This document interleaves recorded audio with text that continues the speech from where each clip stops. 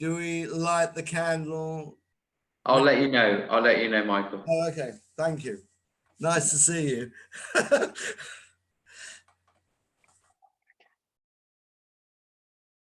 Amazing.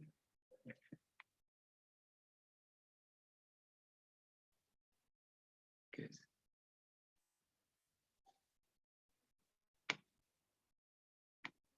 Okay, good evening, everyone, and welcome to our Lag BaOmer program, Lag BaOmer Touching the Light. So I think for me, Lag BaOmer is a day that is often underrated in its beauty and its inspiration. And I wanted to share with you tonight some amazing ideas about where Lag BaOmer comes from and the sort of experience that we might be able to gain by tapping in to what this day is all about. So let's begin. If I was to ask you, is the period between Pesach and Shavuot, is that a happy time or a sad time? So just we'll take a quick poll. All those who think that the period from Pesach to Shavuot is a happy time, put up your hand now. And all those who think that Pesach to Shavuot is a sad time, put up your hand now. Okay, so many people, the sads have it. Was it the eyes to the right, nose to the left? The sads have it, but really, if we were to think about this time, what was happening for the Jewish people way back when? What was happening as they had just left slavery in Egypt, and now they're on their way on a journey to Sinai, to the point where they're going to be receiving the Torah. The very reason that they left Egypt is coming about. They're going to receive their mandate. They're going to come face to face with God. Surely that's the happiest time of life. They're walking through the desert to the promised land, ready to receive the Torah. It should be the happiest time of all. And yet, in our history, this period of time has actually become a very, very sad time, quite counterintuitively. And many pogroms, many difficulties befell the Jewish people during this time, but the historical event that really initiated the Omer period as being a sad time in the Jewish calendar was the death of Rabbi Akiva's students. Now, the story of Rabbi Akiva is an amazing story. He started off as an uneducated worker on a great landowner's property. And the daughter of that landowner saw some potential in this individual. So much potential, in fact, that she was willing, her name was Rachel, Rachel was willing to give up her inheritance, to give up her luxurious life as the daughter of one of the most wealthy men around, to devote herself to this person, to this Akiva, who was nothing. As an aside, right? The woman maketh the man, right? So the woman maketh the man. Behind every great person, great man is a greater woman.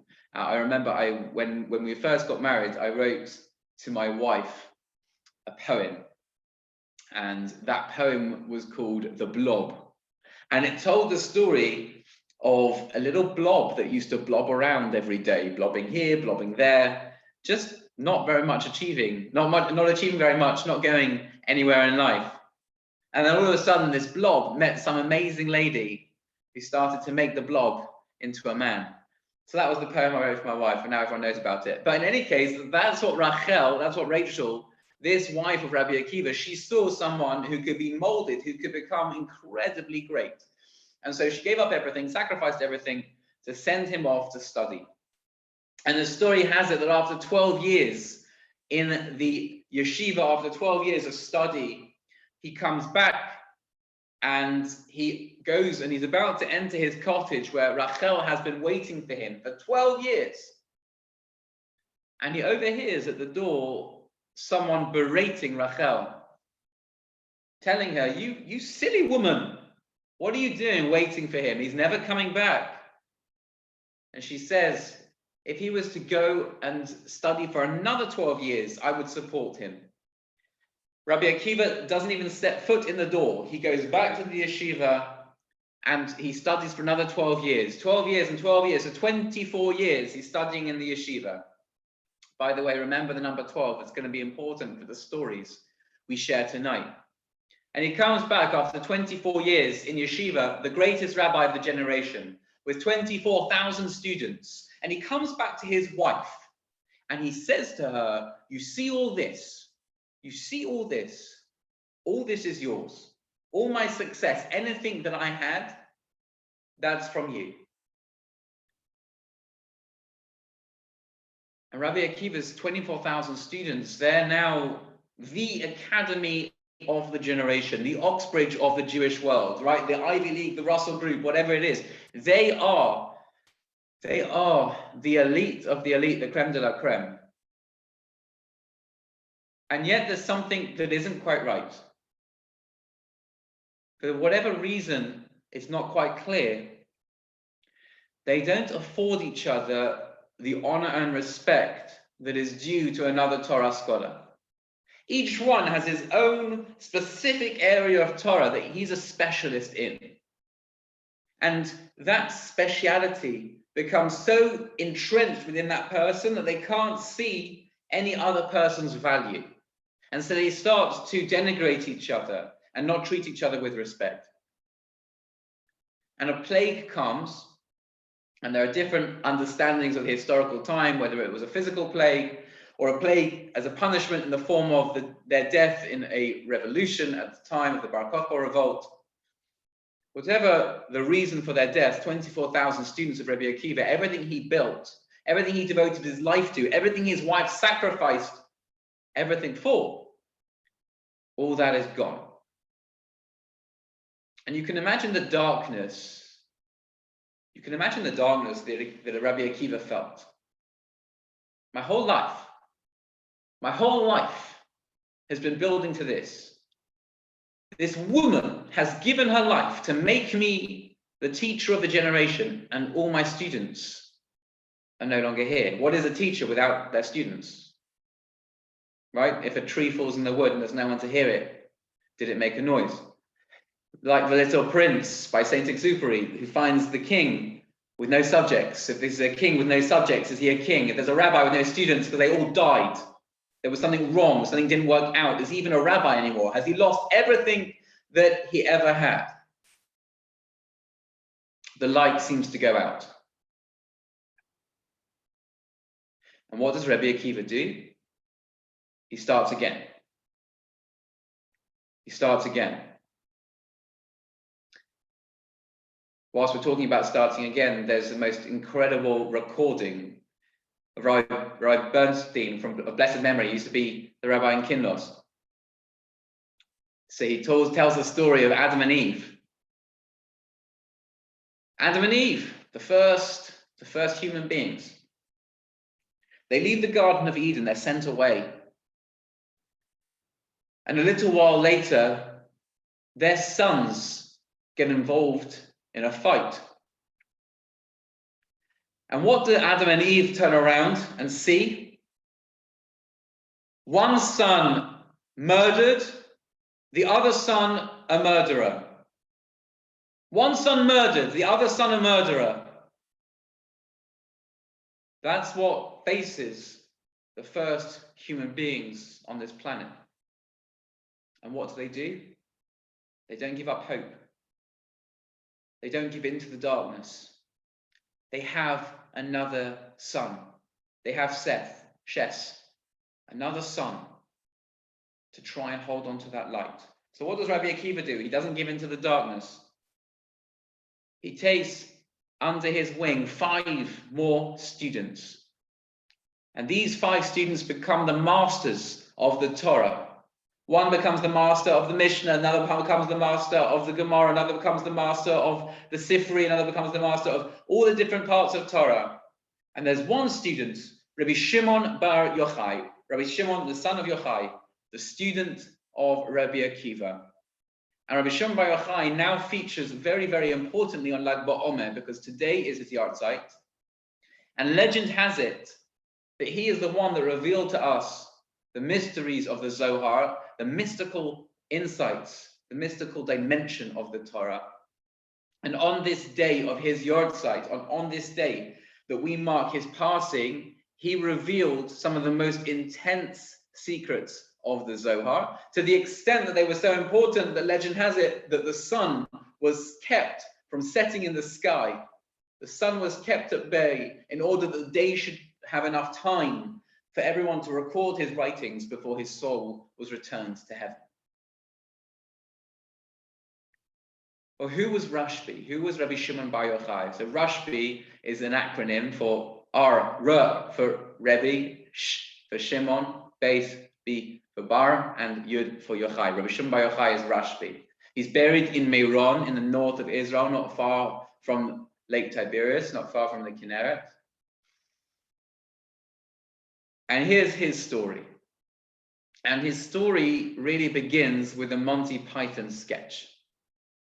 So there's an amazing Monty Python sketch where they're sitting around. I think they've got it straight out of the Talmud.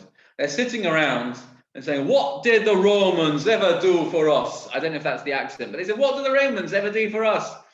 And they go through, they gave us sanitation, and they gave us running water, and they gave us the bar, and they gave us oil, and they gave us roads. But apart from that, they did nothing for us. And the story has it that the rabbis are discussing what the Romans contributed to society. And one rabbi says, yeah, you know what, the Romans, they did some good things. They made baths for sanitation, they made roads for travel, they made marketplaces for effective sales. And one of the rabbis doesn't say anything to this praise of the Romans, who nevertheless had oppressed the Jewish people. But Rabbi Shimon Bar Yochai stands up and he says, you know what they did? You know the reasons for this? The bathhouses were for inappropriate purposes, and the markets were just so that the ladies of ill repute could gather there together, and the roads were just so that they could get to perform the things that are going to take over their lusts quicker and with more effective means of travel. So Rabbi Shimon Bar Yochai says, don't look at all this as positive. The convenience of modern life is not always intended for the best results in society, for better sanitation, for more improved travel and commerce. What you have to see is the seedy and darker side behind these things. Call things out when they need to be called out. And word gets to the Romans that Rabbi Shimon Bar Yochai has slandered them, and they dispatch a troop, a crack squad, to put him to death. He hides in the local shul with his son, and his wife brings them food every day, but they realize that they could be found out, and if they torture his wife, then they don't know whether she's going to be able to resist the pressure of persistent Roman torture. And so he runs away with his son to a cave.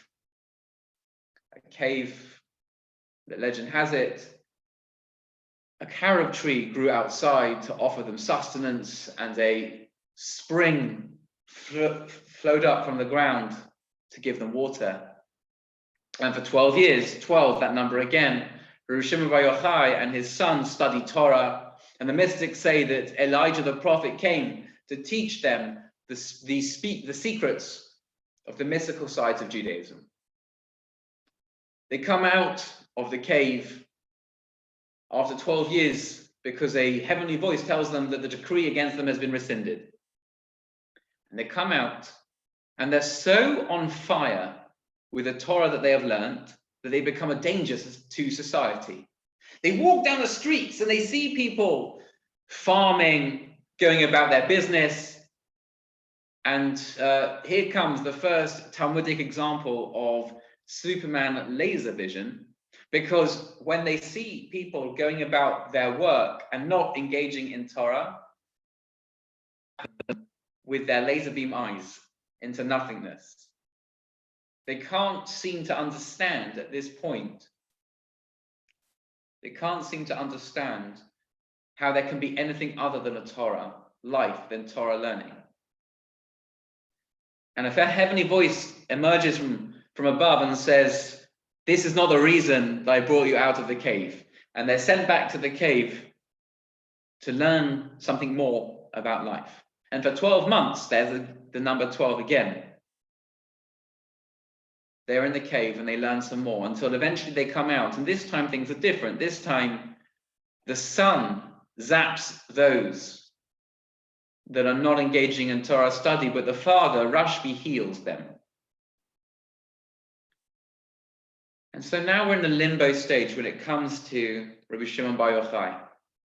It's not until they're coming home for Shabbos, for their first Shabbat after their incarceration, their enforced exile in the cave, and they see an old man rushing home just before Shabbos comes in with 2 bundles of hadassim under his arms, 2 bundles of the myrtle that we use when we shake lulav and etrog, but smells very, very beautiful. In actual fact, in Israel, at the end of Shabbat, they give out hadassim to everyone at shul to use for besamim at Havdalah, to use for spices at Havdalah. It's very nice. And they say to him, why are you rushing around with 2 big bundles of hadassim? And he says, well, it's Shabbat. I'm just a simple man, a simple person. But I know that Shabbat needs to be special. How can I make it special? I bring some sweet smelling herbs into my home. So they say, but why the 2 bundles? So the man says, well, of course, we have 2 candles for Shabbat, one for Shamor, one for the word Shamor, which was used in one version of the 10 Commandments, and one for the word Zachor, remember, which is used in the other version of the 10 Commandments. Shamor es Yom HaShabbat l'kadshor, guard the Shabbat day to keep it holy. Zachor et Yom HaShabbat l'kadshor, remember the Shabbat day to keep it holy. Shamor, to guard, not to do acts of creative labor. Zachor, to remember, to celebrate the beauty of Shabbat, the wonders of Shabbat. So I bring 2 bundles, just like we have 2 candles, the 2 different aspects of Shabbat. I'm just a simple man, but this is how I celebrate and love Shabbat. And at this point, all the laser fire, all the zapping falls away. They finally learn their lesson, that there's goodness everywhere. There's light everywhere. Even in the most simple, uneducated Jew, who's just celebrating Shabbat the way he knows how, with 2 bundles of hadassim. There's light there. There's beauty there. There's no need to criticize. There's no need to look down. There's so much good everywhere. And so Rabbi Shimon Bar Yochai, Rashbi, becomes the one to reveal to us the hidden dimension of the Torah. He's the one to reveal to us the light of the Torah, because he had to seek out light in his own life. From that piercing place of seeing only purity, to recognizing that purity exists everywhere. From the simplest to the greatest, everywhere there's light. Rav Kook used to say, there are nitzotzot, there are sparks of holiness, sparks of wonder, sparks of love, everywhere. We just have to look for it. One of the mystical teachings of our sages is that when God created the world, he created the world using the Ein Sof, a light that had no end, a light that was so intense it had to be hidden away. And we all have choices. We all have choices how to look at the world. And by Rabbi Shimon Bar Yochai telling us, look for light, look for good, look for spirit. He's the one that helps us find that Ein Sof, helps us find that light of creation. Every piece of Torah that we learn, every mitzvah that we do, every kind deed, every good word, it's seeking out light. Every time we think badly, but then can flip it and can see something good. That's the light that Rabbi Shimon Bar Yochai remembers. And that's why you remember him with light, because traditionally across the world, this is bonfire night for Jews. This is not what we celebrate bonfire night in the form of remembering Parliament almost going up in smoke, but this is bonfire night where we build the biggest Yortzeit candle that we can to Rabbi Shimon Bar Yochai, the person that revealed to us the light of the Torah, the light of Judaism. We build for him a light. I'm afraid this little light over here is going to have to do today. But let me invite you all, if you haven't already lit it, to light a candle. And I'd like to share with you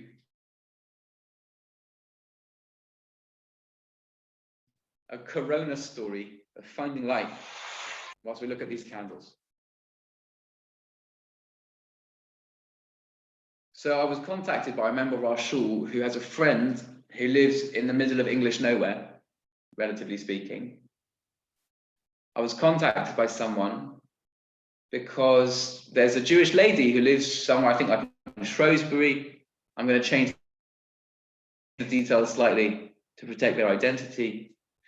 But she lives out in the middle of the countryside, and her mother is an Israeli-born lady who fell in love with a British officer when she was a young girl, got married to this officer, lived her life between here and Israel, and was now in a care home in rural Wales, afflicted with corona, and unfortunately, in a bad way. And so this daughter of hers, who knew that her mother was Jewish and knew that her mother would be comforted and wanted to connect with her Judaism at the end of her life, contacted me and asked me to record for her a service to offer her mother comfort, to offer her mother some sense of light as her life was drawing to a close. So I offered to speak to her on the phone. Unfortunately, because of the care home being afflicted with corona, so we couldn't do it on the phone. So I made a recording that they could play to her at a convenient time, and I recorded Psalm 23, Mizmor David, Hashem Roi Lo Echzar. I recorded it as sung as we sing it at Seudah Shlishit with a beautiful tune. And I read it to her in English. And then I recorded for her vidui, confession, what we say as our life is drawing near to its close, which concludes with Shema Yisrael, Hashem Elokeinu, Hashem Echad. It concludes with the Shema, with Hashem Melech, Hashem Malach, Hashem Yimloch La'olam Va'ed, with the statement of Hashem being our King. Final words to put into a Jewish heart, to put into a Jewish soul that was dying and crying out to reconnect after all this time of being far from her people. And she was played the recording that day, and she died that evening.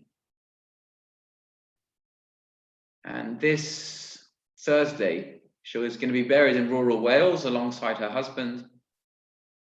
And I will be officiating at a distance, probably via recording again, because the reception in rural Wales is not sufficient for Zoom to work. But I'll be officiating to offer her a Jewish burial as much as we can at a distance. Someone who was just calling out for a little bit of light. A Jewish soul never loses that hope, never loses that spark, can always see the positivity, can always see the light. And so as I look at this light over here, and I think, what does Rashbi teach us? He teaches us one thing. He says, always see that there is light. It's not just a question of glass half full, glass half empty. There's godliness everywhere. Even in the darkest of times, even amidst a world pandemic, amidst lockdown, amidst pain and suffering, there's always good to be found. There's always light to see. And when you have that sensitivity, when you have those eyes, when you start seeing the world through the eyes of the Torah, through the eyes of our mystic texts, and our open text through the eyes of this amazing way of seeing the world. The world's alight with beauty. It's alight with godliness. It's alight with spirit. It's alight with love. There's so much to see if we choose to look for it. I look at our community over this period of lockdown. I look at all the volunteering, all the care, all the concern, all the people that are logging in to share words of Torah, to chat with each other before the shir, to speak afterwards. I just see so much light everywhere.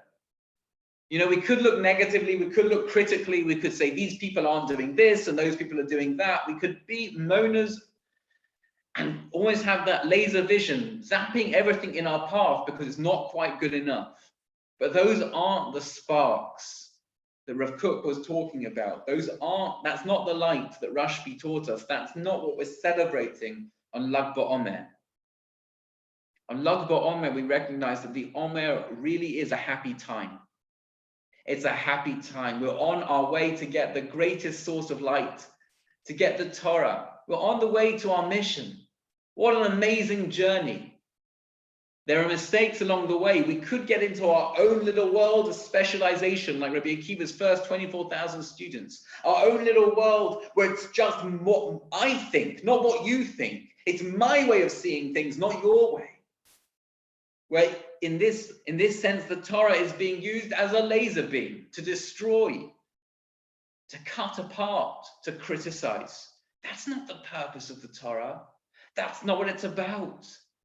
So we'll mourn for part of the Omer. We'll mourn and we'll be sad because that's not the purpose. But then we have the redeeming quality of a man who, after all that time immersed in Torah, who had the spiritual heights, could see the goodness in a simple person running home, celebrating Shabbat in the best way they could see the magic, could see the light in that.